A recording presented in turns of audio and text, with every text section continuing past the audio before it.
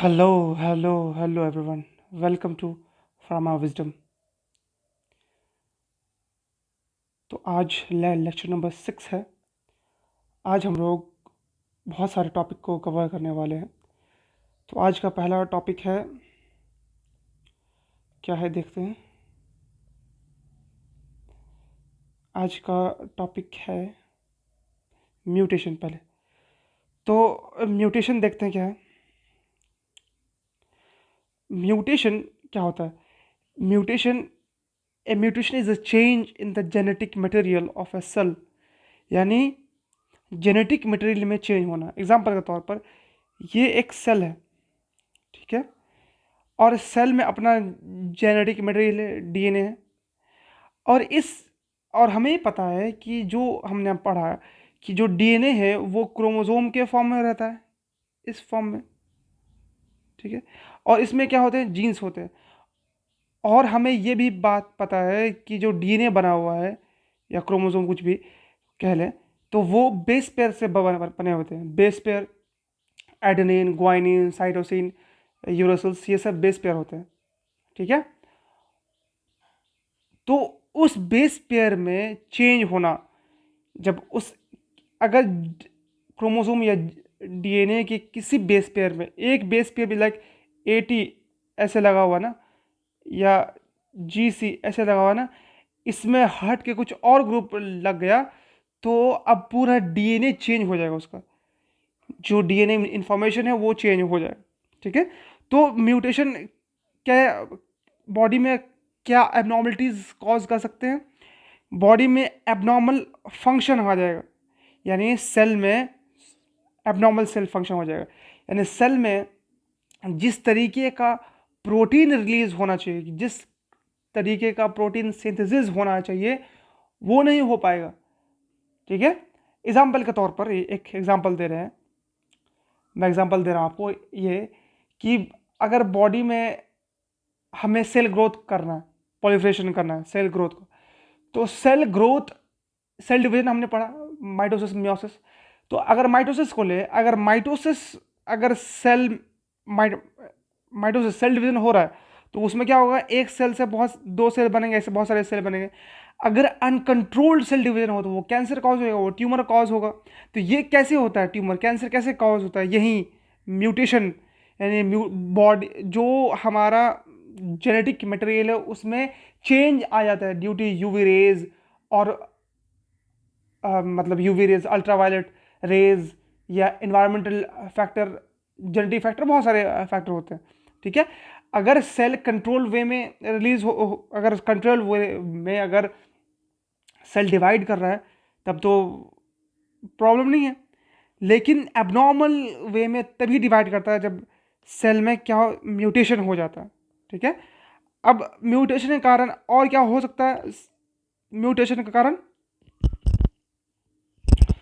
Cell जो है, cell death भी हो सकता है, ठीक है। क्योंकि जिस तरीके का प्रोटीन चाहिए उसको वो बना नहीं रहा है। और ये भी हो सकता है कि प्रोटीन नहीं बन रहा है, यानी जो एंजाइम उसको नहीं बना पा रहा है, एंजाइम नहीं क्योंकि एंजाइम भी चेंज हो जाता है ना। अगर बेस पेयर चेंज हुआ, दैट मीन्स कि उस टाइप का एंजाइम नहीं बना पा रहा जो बॉडी में बनता था, तो सेल भी डेथ हो सकता है। अब म्यूटेशन क्यों होता है? म्यूटेशन में occur due to the such factor. पहला तो रेडिएशन, यानी अल्ट्रावायलेट रेज आएगा, या गामा रेज, जो भी रेज है वो आएगा सनलाइट से। और एक ख़ास है अल्ट्रावायलेट रेज, हमें पता है। और एक केमिकल फैक्टर, यानी कुछ ऐसा केमिकल हम लोग बॉडी में, हमारे बॉडी में कुछ ऐसा केमिकल चले गया जो कि म्यूटेशन करता है। जैसे आर्सेनिक पॉइजनिंग है, ये सब क्या बॉडी में बहुत सीरियस प्रॉब्लम कॉज करता है। जैसे इम्प्योरिटीज़ हैं, कुछ एक्टिव मेटल्स इम्प्योरिटीज़ हैं, वो सब जो है म्यूटेशन कराता है। सब mutation are inherited if in the reproductive cell. कुछ ऐसे म्यूटेशन है जो कि रिप्रोडक्शन के दौरान होता है, यानी जब इनहेरिट होता है, किसी पेरेंट को कुछ बीमारी है तो उसमें कुछ म्यूटेट हुआ है, तो उसके जो डॉटर सेल है, उसके जो बच्चे हैं, उसमें भी वो म्यूटेटेड जीन बोले तो वो भी ट्रांसफर हो जाता है। ठीक है, अब दूसरे टॉपिक में आते हैं, क्या है? Transport transport across cell membrane. ये हमारा सेल मेम्ब्रेन था। ठीक है, और इसमें जो है हमारे चैनल्स थे।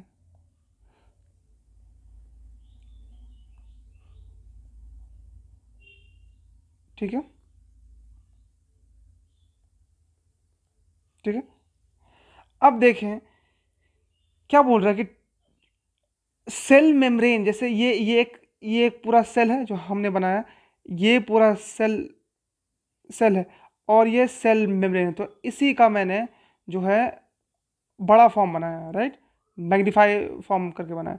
तो सेल मेम्ब्रेन में क्या हो रहा है कि transport mechanism allow substance to move across the cell membrane, यानी सेल मेम्ब्रेन के थ्रू कोई भी सब्सटेंस अंदर आ रहा है, किस तरीके से? हमें पता है कि cell membrane is selectively permeable membrane, वो किसी भी चीज़ को डायरेक्टली अंदर नहीं आने देता जब तक चेक नहीं करेगा। तो जो सेल से बाहर जो भी सामान आते हैं सेल के अंदर से, नहीं, सेल के अंदर जो भी बाहर से सामान आता है वो किस तरीके से आएगा, उसका मैकेनिज्म क्या होगा? 3 मैकेनिज्म होगा। क्या? पहला पहला क्या होगा? Passive mechanism, passive transport. दूसरा एक्टिव, तीसरा बल्क ट्रांसपोर्ट। अब पैसिव में क्या होगा? पैसिव में भी देखें डिफ्यूजन है और फैसिलिटेड है। तो पैसिव में क्या हो रहा है कि passive transport occur without energy used, यानी पैसिवली मतलब कि higher concentration to lower concentration. कोई भी वाटर, जैसे वाटर हो गया, कोई भी चीज़ अगर सेल मेम्ब्रेन से सेल के अंदर आ रहा है विदाउट एटीपी, इसमें एटीपी हम खर्च नहीं कर रहे हैं, जो बॉडी एटीपी बना रहा है माइटोकॉन्ड्रिया से, उसको खर्च नहीं उसको खर्च नहीं करना पड़ा है, उसको खर्च करना नहीं पड़ रहा है। दैट मीन्स कि वो पेसिव ट्रांसपोर्ट है। ठीक है, पैसिव का मतलब ही एक्टिव पैसिव। जैसे एग्जांपल होता है ना, जैसे कोई एक्टिवली किसी चीज़ में भाग ले रहा है और कोई पैसिवली भाग ले रहा है। एक्टिवली मतलब उसमें अपना जी जान लगा रहा है, बहुत ज़्यादा मेहनत कर रहा है, सामने वो बार बार आ रहा है लोगों के, तो वो एक्टिवली हो गया। लेकिन कोई आदमी है जो उसका सोशल मीडिया हैंडल कर रहा है, वो भी बहुत कुछ कर रहा है लेकिन वो सामने नहीं आ रहा, उस लोगों को पता ही नहीं कि इस प्रोजेक्ट के पीछे इसका भी हाथ है, तो ये पैसिवली काम करना हुआ, राइट। तो ये बार हो गया। अब तो इस पैसिवली में क्या आता है? डिफ्यूजन। तो डिफ्यूजन क्या होता है कि the molecule movement of molecule from region of higher concentration to the lower concentration, यानी डिफ्यूजन प्रोसेस के थ्रू सेल के बाहर से अंदर आना। कैसे? क्या बनता है इसमें? कैसे आता है? Higher concentration to lower concentration किसी भी सब्सटेंस। एग्जाम्पल के तौर पर वाटर का एग्जाम्पल ले, H2O है, वाटर का मॉलिक्यूल यहाँ पर बहुत ज़्यादा है, ठीक, और अंदर वाटर का मॉलिक्यूल कम है, तो क्या होगा, क्या करेगा ये? यहाँ पर हायर कॉन्सेंट्रेशन है और यहाँ पर लोअर कॉन्सेंट्रेशन है, दैट मीन्स कि अब जो है पानी अंदर आना शुरू हो जाएगा। तो दिस प्रोसेस इज डिफ्यूजन। ठीक है, लेकिन ख़ास तौर पर जो ये हमने कहा यह पानी के लिए नहीं यूज़ करते हैं, हम लोग गैस के लिए यूज़ करते हैं, यानी डिफ्यूज़न के थ्रू गैस ही आता है। अगर हमने ये भी डिफ्यूज़न ही है, बट अगर पानी मॉलिक्यूल्स, वाटर मॉलिक्यूल्स या कोई सॉल्वेंट आ रहा है तो हम लोग उसको बोलते हैं ऑस्मोसिस। तो सही इसका आंसर क्या होगा कि ऑस्मोसिस। ठीक है, डिफ्यूज़न अगर पानी का हो रहा है तो हम लोग उसको बोलते हैं ऑस्मोसिस, यानी हायर कॉन्सेंट्रेशन से लोअर कॉन्सेंट्रेशन। और डिफ्यूजन कब बोलेंगे? जब गैस सब्सटेंस अंदर है, लाइक O2 CO2, तब। ठीक है, ये समझ में आ गया। अब आज हम लोग फैसिलिटेड डिफ्यूजन। फैसिलिटेड में क्या होता है? The movement of molecule across the membrane with the help of carrier protein. यानी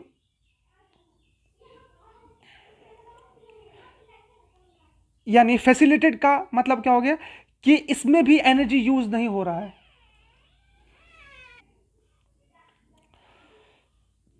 तो फैसिलिटेड में क्या था कि ये भी, इसमें भी एनर्जी यूज नहीं किया जाता है, बट इसमें खास क्या कैरियर प्रोटीन का यूज करते हैं।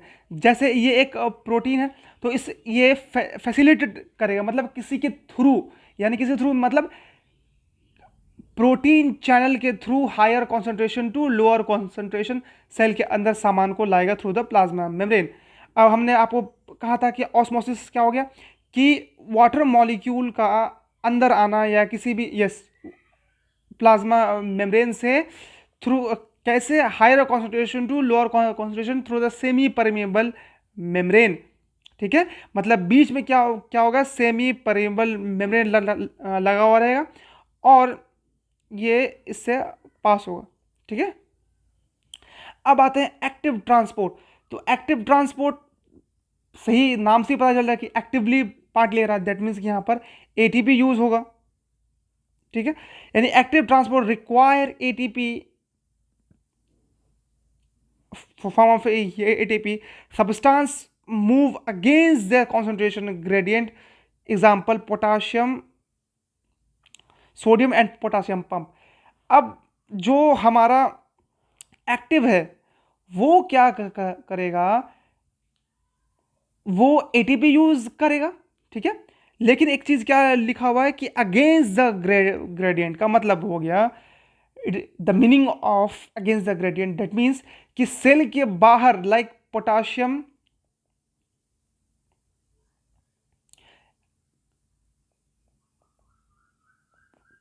का कॉन्सेंट्रेशन ज्यादा है, कम है बाहर, और अंदर बहुत ज्यादा है। ठीक है, ये अंदर अंदर ज्यादा है। तो होना क्या चाहिए चाहिए था कि बाहर तो ज्यादा होना चाहिए था, तभी तो हायर से लोअर, हायर टू लोअर आएगा। लेकिन यहां पर हो क्या रहा है कि हमें अंदर से, हमें बाहर से अंदर लाना है, लेकिन बाहर का कंसंट्रेशन कम है और अंदर का कंसंट्रेशन ज्यादा है ना। तो अब बाहर का कंसंट्रेशन अगर कम है और इसको अंदर लाना है, तो हमें इसमें एनर्जी यूज करना पड़ेगा, यहां पर एटीपी यूज करना पड़ेगा। एग्जाम्पल के तौर पर, एग्जाम्पल मैं दे रहा हूं आपको, क्या, जैसे कि जैसे कि जैसे कि मैं एक ले लूं एक्स्ट्रा पेज, जैसे कि ये हमारा एक सेमी परिबल मेम्ब्रेन है, सेल मेम्ब्रेन है। ठीक है, ये सेल मेम्ब्रेन है। ठीक है, या ऐसे ऐसे नहीं समझे, चलिए ये एक बांध है। ठीक है, ये क्या है, बांध है।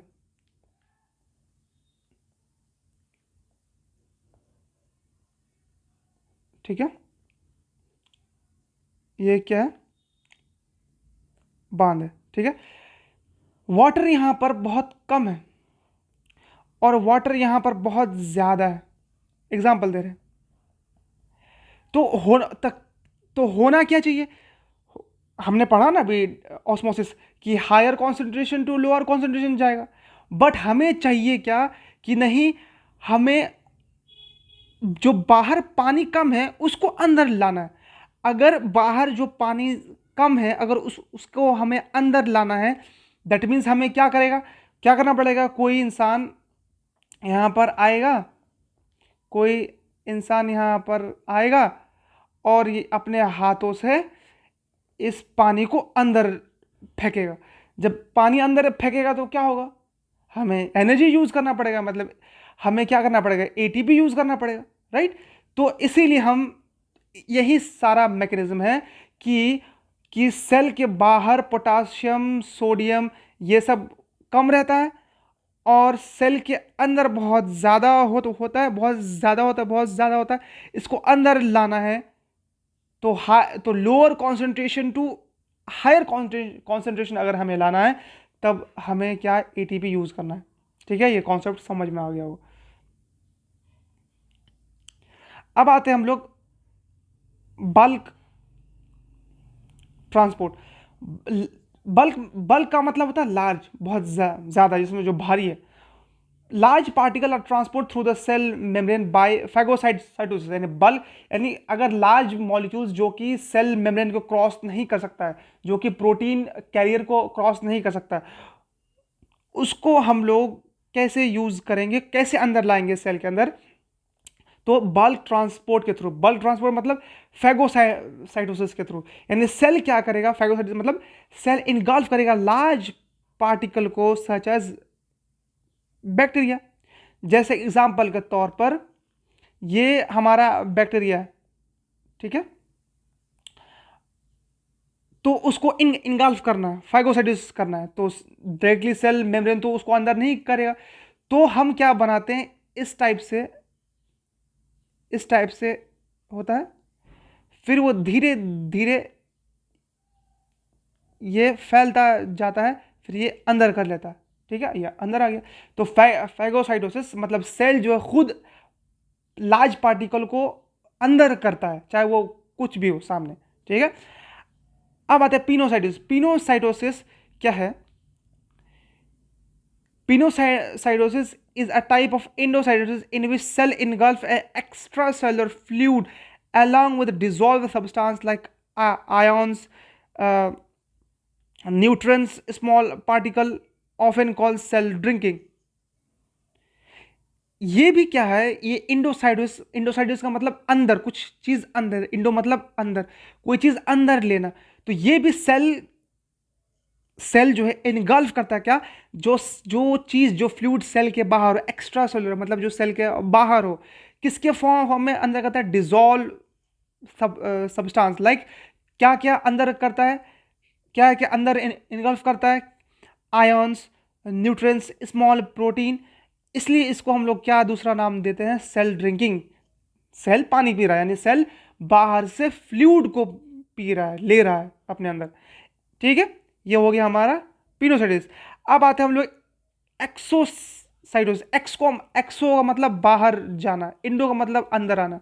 तो एक्सो मतलब cell releases substance outside the cell, यानी सेल के अंदर से कोई चीज बाहर जाना, उसको बोलते हैं एक्सोसाइटोसिस। यानी सेल के अंदर कोई चीज बुरा है जो सेल को नहीं चाहिए, है ना, जो चीज़ सेल नहीं रख सकता है उसको बाहर करना है, तो ऐसे करेंगे। ठीक है, ये हो गया एक्सोसाइटिस। अब आते हैं हम लोग नेक्स्ट टॉपिक में, सेल जंक्शन में। तो सेल जंक्शन क्या होता है? Cell junction are specialised connection between adjacent cells between a cell और एक्स्ट्रा सेलुलर मैट्रिक्स।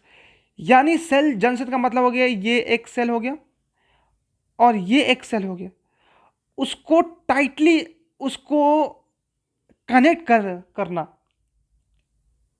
कौन करता है? हमारा सेल जंक्शन। अब इसका काम क्या है कि ये they help tissues remain attached, communicate with each other and control the movement of substance between the cell. यानी अब ये क्या करता है कि टिश्यूज जो सेल है उसको उसको कनेक्ट करके रखता है एक दूसरे से। क्यों कनेक्ट करके रखता है? क्योंकि वो दोनों अटैच रहे, सेल्स और टिश्यूज अटैच रहे, और वो कम्युनिकेट कर पाए। एग्जाम्पल तौर पर ये हमारा लिवर सेल है, तो लिवर सेल सबको सबको खाना चाहिए, सबको पानी चाहिए, सबको एटीपी चाहिए, तो वो ट्रांसफर कर पाए सब्सटेंस को एक सेल से दूसरे सेल तक, वो कम्युनिकेट कर पाए, वो बात कर पाए। ठीक है, एंड कंट्रोल द मूवमेंट, और इसमें जो भी मूवमेंट होगा उसको कंट्रोल कर पाए। ठीक है, अब सेल जंक्शन जो है स्पेशली इंपॉर्टेंट होता है in epithelial tissue where cell must remain tightly attach to form protective barrier. खास तौर पर जो सेल जंक्शन है, सेल जो जंक्शन जो दोनों सेल को अटैच रखता है, ज़्यादा कहाँ पर, किस टिश्यू में रहता है? एपिथेलियल टिश्यू में। एपिथेलियल टिश्यू में क्यों? क्योंकि एपिथेलियल टिश्यू जो है बॉडी को प्रोटेक्ट करता है, वो टीयर ना हो जाए। अगर एपिथेलियल टिश्यू में ये जंक्शन नहीं होता तो अगर हमें कोई कस के मारता तो वहाँ का टिश्यू डैमेज हो जाता, वो अटैच नहीं रह पाता, है ना। तो वो उसको टाइट करके रखता है। खैर हम लोग अभी पढ़ेंगे इसका जो टाइप है उसे हम लोग पढ़ेंगे। अब देखें ये टाइप हो गया, ये हो गया। अब टाइप क्या है? एडहेरेंट जंक्शन, जो पकड़ के रखता है। टाइट जंक्शन, ये बहुत टाइटली पकड़ता है। गैप जंक्शन और डेस्मोसोम्स। ठीक है। अब देखिए टाइप्स, 5 टाइप्स है। Tight junction, adherent junction, desmosomes, gap junction. अब इस टाइट जंक्शन में क्या होता है? Tight junction are located at the upper part of the epithelial cell. They form a seal between neighboring cell. These junctions are primarily made protein such as cladone or occludin. मतलब जो tight junction है वो upper part कहाँ पर रहता है? Tissue के upper part में रहता है। टिश्यू के अपर पार्ट में रहता है। ठीक है, टिश्यू के अपर पार्ट में रहता है। वो क्या कहते हैं? Seal between two neighbouring cell, यानी जो नेबरिंग सेल है उसमें सील का काम करता है। किस चीज़ का काम करता है? वो सील का काम करता है। नेबरिंग में सील का काम करता है। और ये खास तौर पर जो टाइट जंक्शन है किससे बना हुआ है? 2 प्रोटीन से, हमें नाम याद रखना है। क्लैडिन प्रोटीन एंड ऑक्लेडिन प्रोटीन। क्वेश्चन में आता है कि, ऑप्शन में आता है कि टाइट जंक्शन कौन सारे प्रोटीन से बना होता है? तो आंसर क्या होगा? क्लैडिन एंड ऑक्लेडिन। ठीक। अब इसका फंक्शन आप याद रखना, आपको मेन फंक्शन याद रखना। किसका किसका किसका? टाइट जंक्शन का। तो फंक्शन क्या है टाइट जंक्शन का?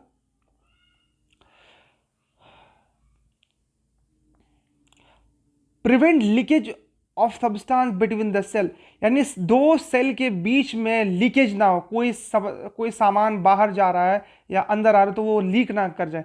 मेंटेन सेलुलर पोलैरिटी, यानी सेपरेट एपिकल और बेसल पार्ट। यानी ये एग्जांपल के तौर पर ये सेल है और ये ऊपर वाला पार्ट है और ये नीचे वाला पार्ट है।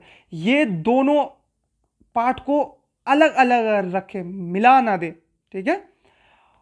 और कंट्रोल पैरासेलुलर ट्रांसपोर्ट, यानी मूवमेंट ऑफ सेल्स, यानी मूवमेंट बिटवीन द सेल्स, यानी जो सेल्स के बीच में जो भी मूवमेंट, कोई भी आयंस, कोई भी हार्मोन, कोई भी सब्सटेंस, वाटर, कुछ भी मूव करता है तो उसको कंट्रोल करता है कौन? Tight junction. एग्जाम्पल देखें कहां पर आता है प्रोमिनेंट, ये भी क्वेश्चन आता है। एग्जाम्पल कहां पर होता है? एक्सचेंज कहां पर होता है? हमारा खास तौर पर इंटेस्टाइनल एपिथेलियल में, किडनी ट्यूब्यूल्स में, जहां पर क्या होता है? एब्जॉर्प्शन बहुत ज़्यादा होता है। ठीक है। यानी हमें पता है कि इंटेस्टाइनल एपिथेलियम में होगा क्योंकि वहां पर हमारा फूड एक्सचेंज होता है, फूड एब्जॉर्ब होता है। किडनी में हमारा विटामिन, मिनरल्स, अमाइनो एसिड, ये सब रीअब्जॉर्ब होते हैं। ठीक है। अब क्लिनिकल इंपॉर्टेंस क्या है कि अगर हमारा टाइट जंक्शन अगर ख़राब हो जाए तो क्या डैमेज कर सकता है? It can lead increase intestinal permeability और डायरिया कॉज कर सकता है। कि अगर परमेबिलिटी में, अगर इंटेस्टाइन से, लाइक ये इंटेस्टाइन है, ठीक है, और ये ब्लड वेसल्स है, अगर बहुत ज़्यादा एब्जॉर्ब होने लगेगा तो ये कंट्रोल नहीं होगा। ये परमेबिलिटी बहुत ज़्यादा हो जाएगी। इंक्रीज परमेबिलिटी क्या कॉज करने लगेगा? डायरिया कॉज कर सकता है और भी बहुत सारे प्रॉब्लम्स कॉज कर सकते हैं। अब आते हैं हम लोग एडहेरेंट जंक्शन। एडहेरेंट जंक्शन जो है वो लोकेट होता है नीचे, बिलो। वो ऊपर रहता था, हम जो हमारा टाइट जंक्शन है वो ऊपर रहता था और ये नीचे रहता है। कहाँ? Bell like structure on the around the cell. ये सेल है, ये बेल लाइक स्ट्रक्चर रहता है। दे आर फॉर्म्ड बाई ये किस प्रोटीन से रहता है, बना होता है? Cadherin protein, cadherin protein who attach to the actin filament of cytoskeletal. का मतलब होता है कि जो एडहेरेंट मॉलिक्यूल खास तौर पर जो है मसल्स टिश्यूज में रहते हैं, मसल्स टिश्यूज में पता है हमें कि एक्टिन मायोसिन रहता है, तो उसके फिलामेंट में रहते हैं, जो कि खास तौर पर क्या provide mechanical attachment between the cell. जो खास तौर पर जो मसल सेल है उसको मैकेनिकल सपोर्ट देता है, अटैच करके रखता है। मेंटेन द टिश्यू इंटीग्रिटी, मतलब जब cell cell cell cell cell मिलते हैं उसको टिश्यू बना के रखता है। हेल्प, खास तौर पर cell change the shape during the development and movement, यानी सेल को हेल्प करता है अपने शेप को चेंज करने में और उसको मूवमेंट करने में। लाइक जब हम लोग अपने हाथ को यहाँ वहाँ ट्विस्ट करते हैं, तब हमारा जो एक्टिन मायोसिन जो टिश्यू है, जो मसल्स है, वो चेंज होता है, राइट। बैंड हम लोग पढ़ते हैं कि बैंड चेंज होता है, बैंड में तो वो कॉन्ट्रैक्शन और जो रिलैक्सेशन कैसे होता है, contraction and relaxation of tissues, muscles tissue कैसे होता है, वो शेप चेंज होता है सेल का, ठीक है। तो ये एडहेरेंस जंक्शन इसमें काम करता है। और एक चीज़ में क्या ख़ास चीज़ क्या याद रखना है, ये किस चीज़ का बना होता है, कैडरेन प्रोटीन। और यहाँ देखें, और टाइट जंक्शन किससे बना होता है, वो हमें याद रखना है। टाइट जंक्शन जो है वो क्लूडिन